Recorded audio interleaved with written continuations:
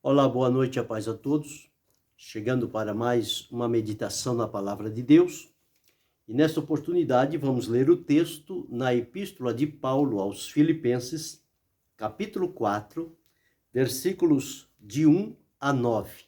Assim está escrito: Portanto, meus amados e muito queridos irmãos, minha alegria e coroa, estai assim firmes no Senhor, amados. Rogo a Evódia e rogo a Síntique que sintam o mesmo no Senhor. E peço-te também a ti, meu verdadeiro companheiro, que ajudes essas mulheres que trabalharam comigo no Evangelho, e com Clemente e com os outros cooperadores, cujos nomes estão no livro da vida. Regozijai-vos sempre no Senhor. Outra vez digo, regozijai-vos. Seja a vossa equidade notória a todos os homens. Perto está o Senhor. Não estejais inquietos por coisa alguma. Antes, as vossas petições sejam em tudo conhecidas diante de Deus, pela oração e súplicas com ações de graças. E a paz de Deus, que excede todo o entendimento, guardará os vossos corações e os vossos sentimentos em Cristo Jesus.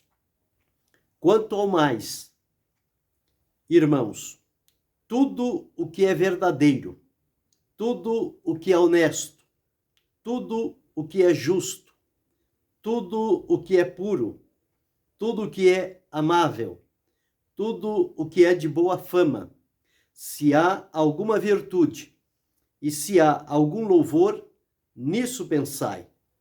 O que também aprendestes e recebestes e ouvistes e vistes em mim, isso fazei, e o Deus de paz será convosco. Esse é o texto que vamos meditar, e em destaque o versículo de número 9, que diz assim: O que também aprendestes e recebestes e ouvistes e vistes em mim, isso fazei, e o Deus de paz será convosco.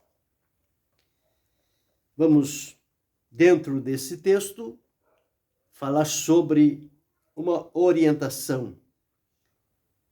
Pratique essas coisas. Então, nós vamos observar aqui nesse texto algumas coisas que bem faremos se observarmos e praticarmos conforme vai ser desenvolvido esta noite. Esta epístola do apóstolo Paulo aos Filipenses foi a primeira igreja por onde ele entrou quando o Senhor Deus o direcionou para a Europa. Ele estava no direcionamento para continuar o trabalho, indo à Ásia adentro, e o Senhor não lhe permitiu que ele fosse, até que na noite ele teve aquela visão maravilhosa, em que apareceu um homem da Macedônia, e dizendo: passa a Macedônia e ajuda-nos. Ele então entendeu que este era o plano e o propósito de Deus para a sua vida, e procurou então obedecer à orientação do Senhor.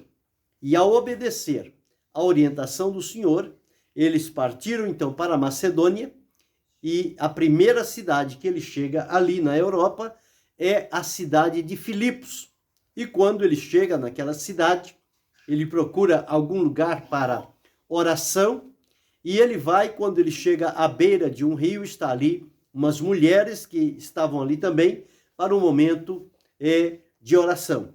E quando Paulo chega por ali, ele começa a conversar, e Deus abre o coração daquelas mulheres, e elas dão atenção à palavra de Deus, e então ali abriu-se uma porta. Depois ela convida a Paulo para que vá em sua casa, e ele vai por ali e começa então anunciando o evangelho naquela cidade. E esta igreja de Filipe, por onde Paulo passou, esteve ali um determinado tempo, ele teve experiências boas, gloriosas da operação, do poder de Deus, mas ele teve também perseguições, prisões, acusações, açoites, enfim, ele teve um misto de alegria e de sofrimento, vendo a confirmação de Deus no trabalho que estava realizando e, por outro lado, a ação do adversário tentando frear ou impedir a obra de Deus de prosseguir. E ele sofreu isto na pele. Tanto é que nós entendemos que quando ele chega na cidade e ele começa a falar a respeito do Senhor Jesus, e as pessoas vão dando ouvido à palavra de Paulo. Havia ali uma jovem naquela cidade e que ela dava muito lucro aos seus empresários porque ela era uma adivinha. E quando Paulo passa, ela dá testemunho, ela diz: estes homens são servos do Deus Altíssimo e o que eles falam é a verdade. E aquilo começou a incomodar a Paulo, porque aquela mensagem não estava vindo da parte de Deus, mas ela estava vindo da parte do adversário para iludir, enganar e acomodar a situação. E quando Paulo, com o discernimento espiritual que tinha, que ele era próprio, ele entende que aquilo não é de Deus, ele repreende, ele expulsa, ele manda que saia daquela jovem e ela então fica liberta e o espírito de adivinhação não atua mais na vida dela. Isso custou caro a Paulo e Silas, porque a partir dali fez-se um tumulto na cidade e eles foram levados à prisão. E naquela prisão eles foram açoitados e foram amarrados. Mas diz a palavra de Deus que aquilo não era motivo para que eles ficassem tristes. Mas perto da meia-noite, eles começavam a orar e a cantar. Orar e louvar ao Senhor. E Deus recebeu esta adoração daqueles dois servos seus que estavam ali, lançados naquela prisão, por ter expulsado um espírito de adivinhação de uma jovem que era escravizada por Satanás. Mas quando eles estão orando e louvando, o Senhor Deus envia um terremoto, e o terremoto acontece naquela prisão, a prisão de todos os que estavam ali. Elas se abrem, eles ficam soltos, porém ninguém foge. Mas ali está Paulo, falando a palavra de Deus e as pessoas dando atenção e ouvido. O carcereiro, quando vê a porta aberta, ele queria tirar a própria vida, porque ele era responsável pelos prisioneiros. E agora, o que fazer se eles não estão mais lá? Então, quando ele procura dar cabo da sua vida, Paulo diz: não faças tal, porque todos aqui estamos. E ele, todo trêmulo e atônito, ele pergunta a Paulo: senhores, que devo fazer para que seja salvo? Paulo então disse: crê no Senhor Jesus Cristo e será salvo tu e a tua casa. Naquela noite, ele levou Paulo e Silas para a sua casa, lavou-lhe os vergões, fez o necessário, e Paulo continuou falando a palavra, e o carcereiro e toda a sua casa se converteram ao Senhor e foram batizados. Então esses são os frutos desta igreja da cidade de Filipos. E as vezes em que Paulo foi aprisionado, esta igreja foi a única que deu a ele a assistência necessária, estava sempre com ele, na defesa do evangelho, no aprisionamento, ou seja, em qualquer situação, estes irmãos estavam juntos a Paulo, não ignoraram, não desprezaram, mas estavam ali, pedindo a Deus pela sua libertação. Quando ele teve alguma necessidade, a única igreja que comunicou com ele nas suas necessidades foi esta igreja de Filipos. Então, é uma igreja abençoada. E Paulo tinha a gratidão no seu coração, a alegria de ter podido trabalhar com estes irmãos nesta cidade e a maneira como o amor de Deus manifestado na vida deles fez com que eles então se dessem a Deus e a sua obra e pudesse estar pronto no momento de necessidade, como aconteceu com Paulo. Finalizando esta carta, já no seu capítulo de número 4, antes que Paulo fizesse os agradecimentos e desse o testemunho da sua vida, do seu contentamento, tanto na abundância como na necessidade, tanto na saúde como enfermidade, em qualquer situação ou ambiente, ele estava sempre pronto para glorificar a Deus e demonstrar diante do Senhor a sua gratidão. Então ele tinha um coração agradecido. Enfrentou com isso muitos inimigos do evangelho, mas isso não importava a Paulo. O que importava é que ele estava no centro da vontade de Deus, fazendo a vontade de Deus, e vidas estavam se convertendo e sendo atraídas a servir a Jesus. E com esta condição, nós entendemos e observamos que ele então tinha gozo e alegria. Neste capítulo 4, ele começa então escrevendo, dizendo: portanto, meus amados e muito queridos irmãos. Veja a maneira como ele se referia aos irmãos daquela igreja. O carinho, o devotamento, a gratidão que ele tinha para com aqueles irmãos. Então ele diz: meus amados e muito queridos irmãos. Olha que tratamento tão bonito, tão importante, que Paulo transmitia aos seus irmãos daquela cidade. E eles ainda continuam dizendo: minha alegria e coroa. Os irmãos eram amados, eram queridos, eram alegria e eram a coroa na vida de Paulo. Era a resposta, a confirmação do ministério de Deus através da vida de Paulo. E ele faz a eles uma exortação, diz: estai assim firmes, amados. Ou seja, continuem firmados no Senhor, porque só firmados em Cristo Jesus é que eles poderiam prosseguir naquela vida de fé, de obediência, de santidade, de separação, de pureza e de proclamação do Evangelho, com a vida e com a palavra. Porque o testemunho daquela igreja era um testemunho brilhante. Eles não se omitiam quando surgiam as necessidades, mas eles estavam sempre de prontidão para socorrer, para ajudar, para suprir a necessidade de quem quer que fosse. Então Paulo, neste texto que lemos, capítulo 4, do versículo 1 a versículo 9, nós vamos encontrar aqui várias situações que nós podemos analisar e depois então tornar isto como uma prática para a nossa vida, para praticarmos estas situações que estão relatadas nesse texto. Por isso é que no versículo em destaque que li, o versículo 9, Paulo traz 4 importantes informações para trazer a lembrança daqueles irmãos. Então ele diz, em primeiro lugar, o que também aprendeste?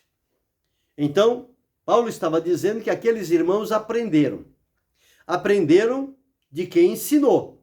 E quem ensinou a estes irmãos foi Paulo. E Paulo recebia a revelação de Deus. Paulo era um homem de Deus, preparado, capacitado e habilitado pelo Espírito Santo para fazer esta obra. Ele foi constituído como apóstolo, como servo, como apóstolo e como doutor dos gentios. E por receber as revelações de Deus, ele ensinava este povo. Então aqui ele está trazendo a lembrança. Ele está dizendo, o que também aprendeste. Então eles ouviram e aprenderam. Porque Paulo ensinou. E ensinou da melhor maneira que ele sabia fazer. Então, aqueles irmãos foram ensinados. Então, ele diz, o que aprendeste? Primeira ação que Paulo fez. Segunda ação, e recebestes. Eles aprenderam e eles receberam, ou seja, absorveram. Levaram para dentro do coração aquilo que aprenderam. Então, em primeiro lugar, aprenderam, depois receberam, em terceiro lugar, e ouvistes, porque eles estavam aprendendo, recebendo e continuavam ouvindo. E à medida que ia ouvindo, ia aprendendo mais coisas, ia descobrindo mais coisas para aliar com aquelas que já estavam sendo guardadas dentro do coração. Então, o que aprendeste, o que recebestes e ouvistes, ouviram através da palavra, e a quarta ele diz, e vistes em mim. Então, Paulo era um exemplo. Ele mostrava-se como um exemplo. Alguém que ensinava, alguém que falava com aqueles irmãos, mas que demonstrava na vida. Então, entre a mensagem que Paulo pregava ou ensinava e a vida que ele vivia, não tinha diferença. Então, uma confirmava a outra. A vida confirmava a pregação, o ensinamento, e o ensinamento confirmava o que estava na vida de Paulo. Então, essas quatro coisas, ele alerta aqueles irmãos. Então, o que aprendeste, o que recebestes, o que ouvistes e o que vistes em mim. Então, quatro coisas importantes. Tudo relacionadas a Paulo. De Paulo para aqueles irmãos. E o que é que eles tinham que fazer agora? Então, agora ele vai dar aqui vai dar uma situação para eles com uma promessa de Deus. Ele diz, isso fazei. Então, vocês aprenderam, vocês receberam, vocês ouviram e vocês viram. Agora, isso fazei. Agora, pratique estas coisas. E à medida em que vocês forem praticando, o que é que vai acontecer? O Deus de paz será convosco. Então veja que coisa importante. Primeiro as pessoas recebem, depois praticam, e ao praticarem, vem a promessa de Deus. O Deus de paz será convosco. Mas em primeiro lugar precisa aprender, receber, ouvir e ver. E Paulo dizia, sede meus imitadores, como eu sou de Cristo. Então ele procurava imitar o máximo que pudesse a pessoa do Senhor Jesus Cristo. E quando ele se reúne com esses irmãos, ele diz, sede meus imitadores. É o que ele escreveu lá na carta aos Efésios, como eu sou de Cristo. Então, ao olhar para Paulo, estava ali estampado um exemplo, a imitação do Senhor Jesus Cristo. Imitar no sentido de seguir o exemplo, de praticar o que Cristo ensinou. Não é imitar no sentido de zombar ou de uma hipocrisia, não. Mas é no sentido de imitar, de seguir o modelo, de andar pelas mesmas pisadas, de observar como ele servia ao Senhor e procurar servir àquela maneira. Era isso que ele estava dizendo. Então, nesse texto, dos versículos 1 a versículo 8, nós vamos encontrar coisas importantes que precisamos continuar a praticar o que aprendemos, o que recebemos, o que ouvimos e o que vemos. Então, nos nossos dias, aqueles que têm de Deus a responsabilidade para nos conduzir, para nos ensinar, para nos instruir, nos orientar na palavra de Deus e trazer para nós o alimento espiritual à luz das Escrituras, eles precisam ter essas qualidades que Paulo tinha. E que qualidades eram essas? A qualidade de viver a palavra de Deus e agradar ao Senhor, para que quando abrisse a boca, ele pudesse dizer o que aprendeste. Então ele ia ensinar. Ensinar precisa ter cuidado, ensinar precisa paciência, ensinar precisa aptidão, ensinar precisa de tempo, ensinar precisa, sobretudo, ter graça de Deus, para que não seja um ensino vago. O ensino tem que estar corroborado, fortalecido, acompanhado com testemunho da vida prática. Então ele dizia, para aprender. Então, quando ensinar, para que nós possamos aprender. E aprender, receber. Ou seja, trazer para dentro do nosso coração. E ao trazer para o nosso coração, continuar ouvindo e conferindo. Ouvindo e conferindo. E por fim, ver na vida de quem está nos ensinando, nos instruindo, se as coisas que ele está nos ensinando, se elas têm lugar fixo na vida deles. Por quê? Se ao ver a vida da pessoa, ela não condizer com o ensino que a pessoa transmite, alguma coisa está errada. Porque se a vida não está confirmando o que a boca diz, significa que não está vivendo.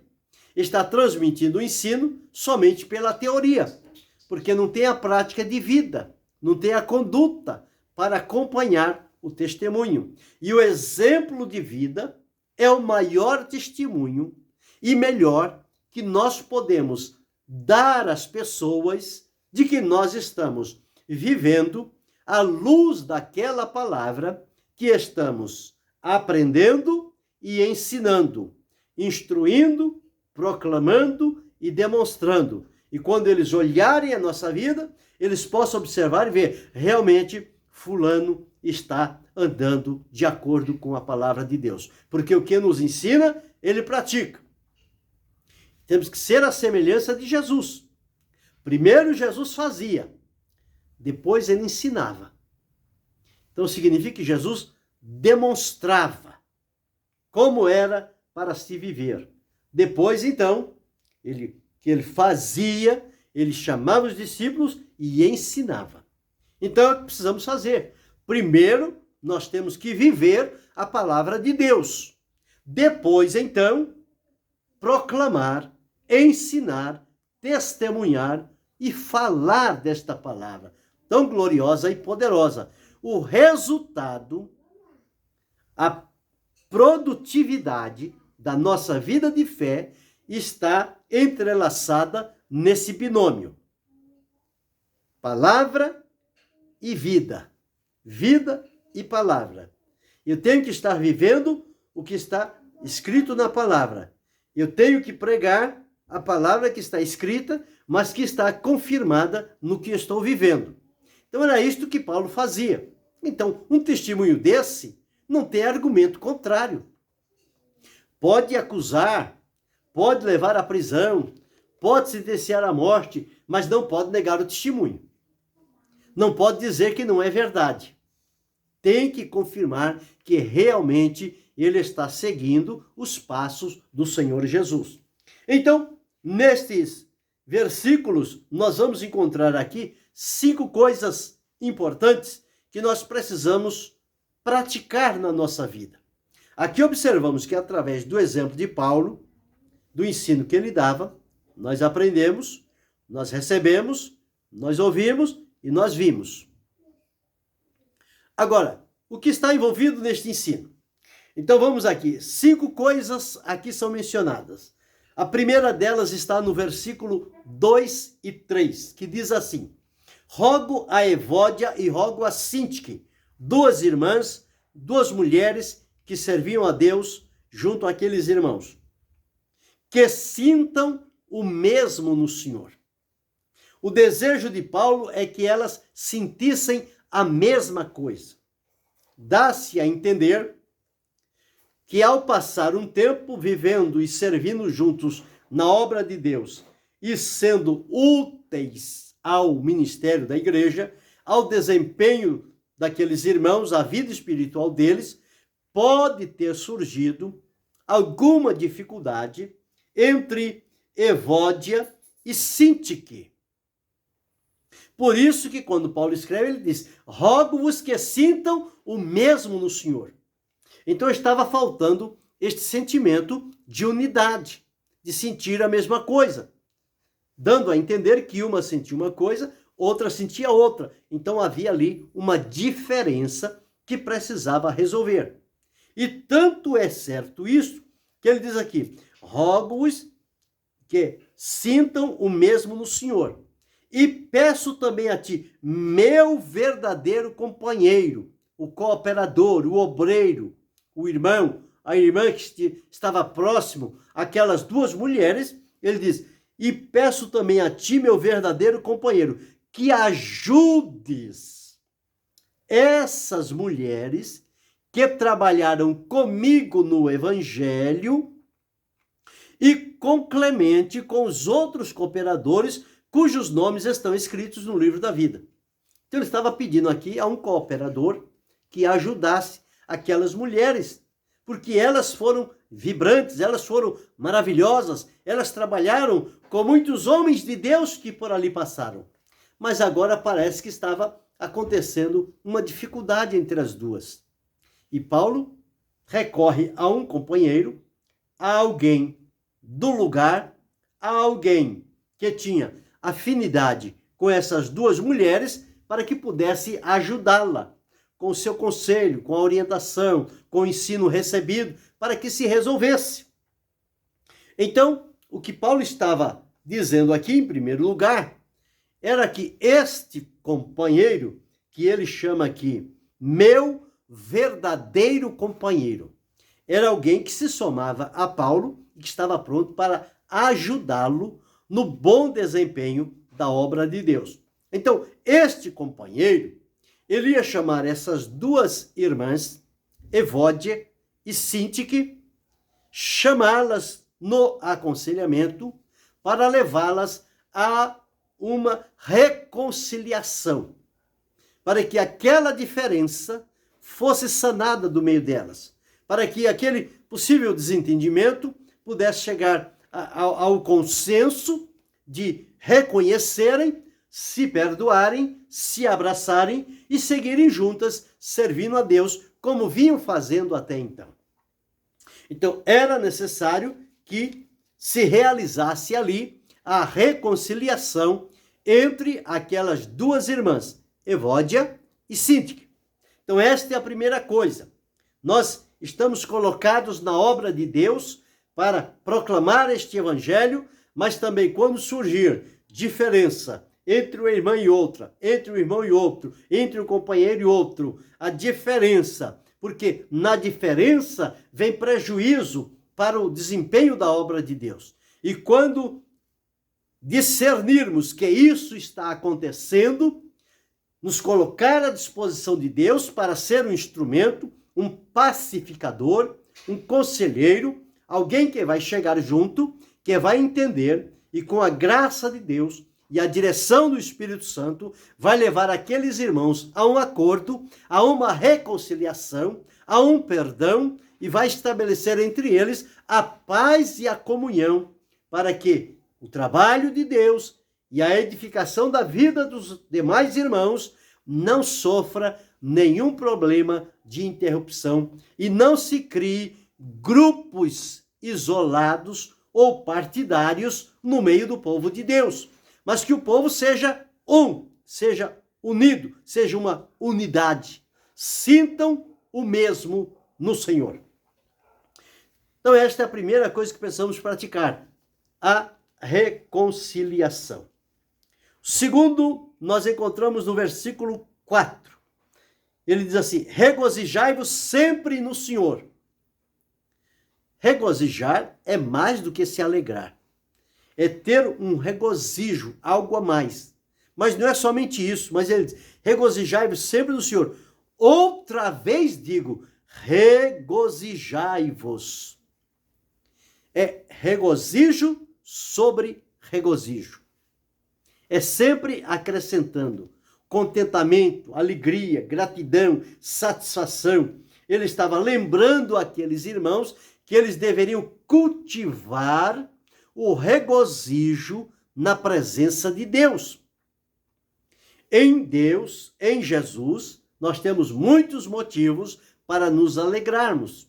Mesmo debaixo de dificuldade, de limitações, de sofrimento, de enfermidades, de incompreensões da parte humana, mas quando nós nos direcionamos ao Senhor, nós precisamos ter nele regozijo. Ele é a fonte da nossa alegria. Ele é a fonte do regozijo. A habitação do Senhor na nossa vida deve fazer fluir em nós o regozijar-se no Senhor. Alegrar-se sobre medida. Regozijai-vos sempre. Não é uma vez ou outra. Não é quando tudo vai bem. Mas quando tudo está difícil também. Regozije-se no Senhor. Então nós temos que praticar o regozijo na presença do Senhor. Terceira coisa que ele nos observa para que possamos praticar nós observamos aqui no versículo de número 5. Ele diz assim: seja a vossa equidade notória a todos os homens. Perto está o Senhor. Ou seja, a gentileza que aqueles irmãos praticavam entre si e em relação com o mundo, de saber que o Senhor está perto e que eles estão ali como enviados do Senhor Jesus, que esta equidade, que esta gentileza ou generosidade daqueles irmãos, que eles pudessem praticá-la entre aquele povo e que aquelas vidas, então, fossem atraídas ao Senhor Jesus Cristo. Então, era o que precisava acontecer. Então, neste versículo 5, ele diz: seja a vossa equidade notória a todos os homens. E lembra, perto está o Senhor. Então, pelo Senhor estar perto, nós temos que estar mais atento naquilo que estamos fazendo e a maneira como estamos vivendo, para não afastar as pessoas do encontro com Jesus, mas para ser um meio de acesso para que eles venham a Cristo pelo testemunho que observam na nossa vida. Então, no versículo 5, então já observamos aqui a reconciliação, a alegria, ou seja, o regozijo no Senhor, e agora também a equidade ou a gentileza. Em quarto lugar, nós observamos nos versículos 6 e 7, ele diz assim: não estejais inquietos por coisa alguma, antes as vossas petições sejam em tudo conhecidas diante de Deus, pela oração e súplicas com ações de graças. E a paz de Deus, que excede todo entendimento, guardará os vossos corações e os vossos sentimentos em Cristo Jesus. Então, esta quarta coisa necessária para que possamos praticá-la está ligada à oração. E ele diz: não estejais inquietos, que os problemas, as necessidades que precisam de uma resposta, de uma solução, de um milagre, que isso não venha trazer nenhuma inquietação ou ansiedade no coração deste povo, a ponto de ficar perplexo com a situação e perder a confiança no Senhor. Mas o que Paulo está dizendo aqui, ele diz o seguinte: antes as vossas petições sejam em tudo. Quer dizer, tudo que passarmos pela nossa vida, que tudo isto, que nada seja oculto, mas que tudo seja conhecido diante de Deus. E de que forma nós podemos fazer essas nossas necessidades conhecidas diante de Deus? Através da oração. Ele diz: pela oração e súplica com ações de graças. Então, quando vamos à oração, nós colocamos diante do Senhor o problema, a situação, a necessidade, o que está procurando nos afligir, nos limitar, nos impedir da caminhada, então, através da oração, nós vamos ao Senhor e revelamos a Ele e abrimos o coração. E com Deus não tem segredo.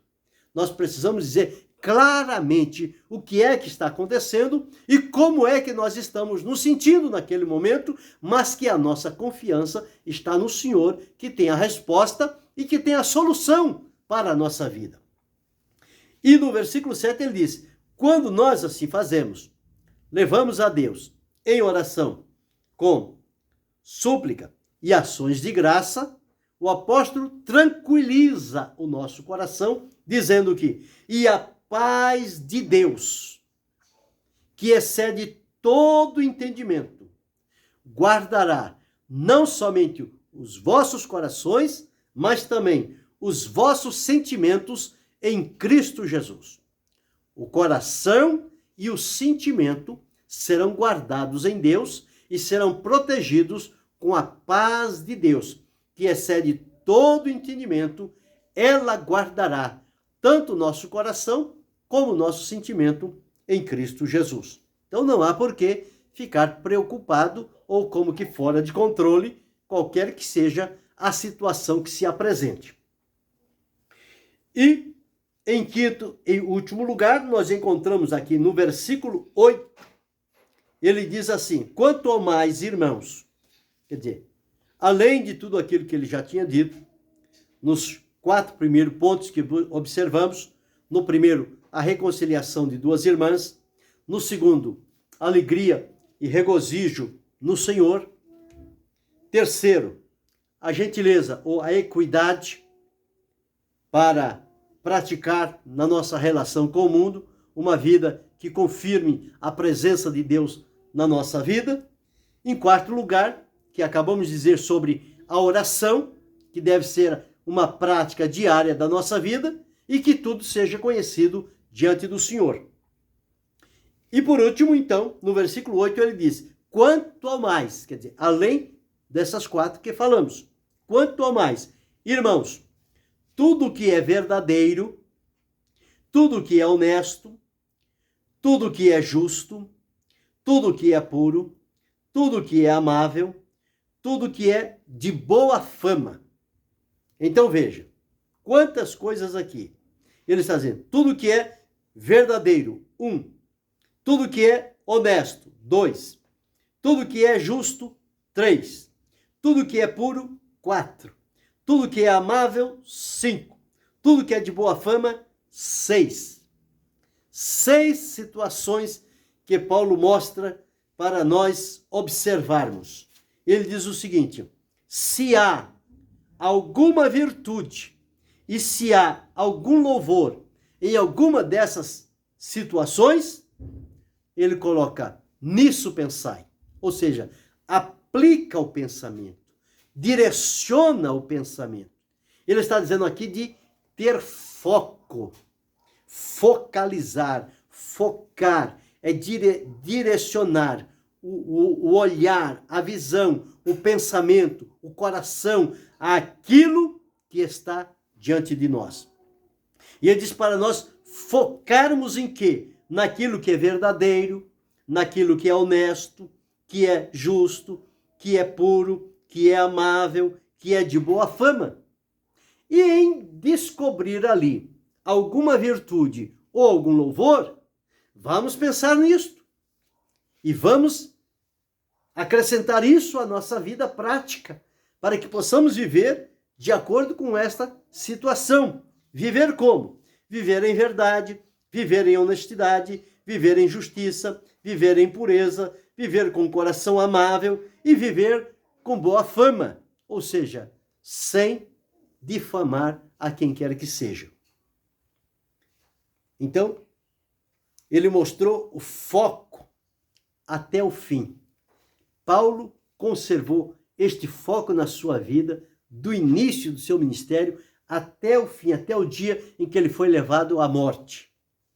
Ele não se descuidou destas ações necessárias para a sua vida.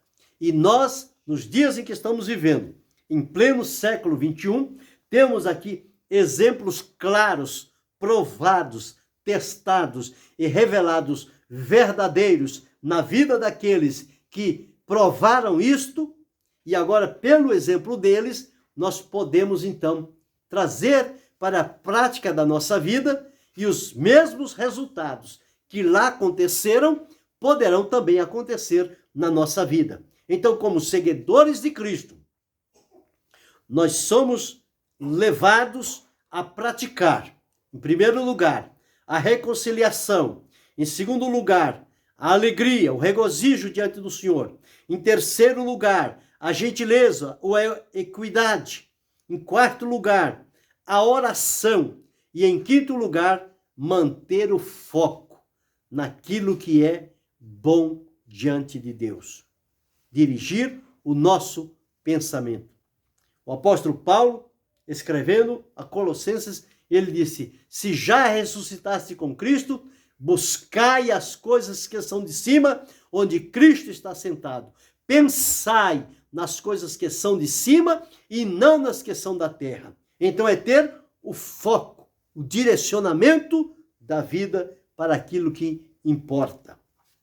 Quando qualquer hábito, ou seja, como qualquer hábito, estas virtudes, elas devem ser praticadas até que se torne algo natural na nossa vida de servir ao Senhor. Então observe que coisa tão importante que nós aprendemos aqui. E tudo isto o Senhor Deus coloca diante de nós, para que nós possamos exercer este trabalho no meio do seu povo, no meio da sua igreja, daqueles que o servem. Quando, servindo a Deus, procurando imitar o Senhor Jesus, conforme Paulo o imitou, vivendo o que diz a palavra do Senhor, se descobrir entre duas ou mais pessoas uma diferença, que sejamos este elo pacificador para estabelecer e fazer a reconciliação deles um com o outro e diante do Senhor. Em segundo lugar, levá-los a alegrarem-se no Senhor, com regozijo, alegria redobrada no Senhor. Em terceiro lugar, a viverem com equidade, com gentileza, com respeito, com sinceridade, com verdade. Em quarto lugar, a usarem a prática da oração para com Deus. E neste último lugar, a ter foco nas coisas que o levam para mais perto do Senhor Jesus Cristo. Então são estas 5 coisas que no texto que li esta noite somos levados a praticá-las. E quando nós praticarmos estas 5 coisas, de acordo com o texto que lemos esta noite, nós então teremos uma vida enriquecida diante do Senhor e poderemos enfrentar qualquer tipo de problema ou males que forem direcionados à nossa vida. Mas com a ajuda do Senhor e uma vida de testemunho, nós haveremos de vencê-la em nome de Jesus.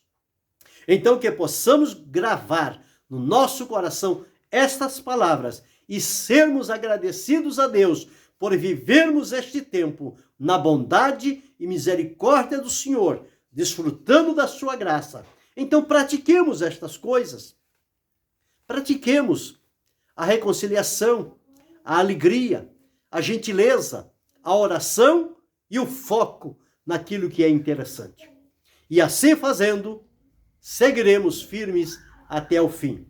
E que Deus, em Cristo Jesus, possa abençoar a cada um de nós, não só hoje, mas para todo sempre. Amém.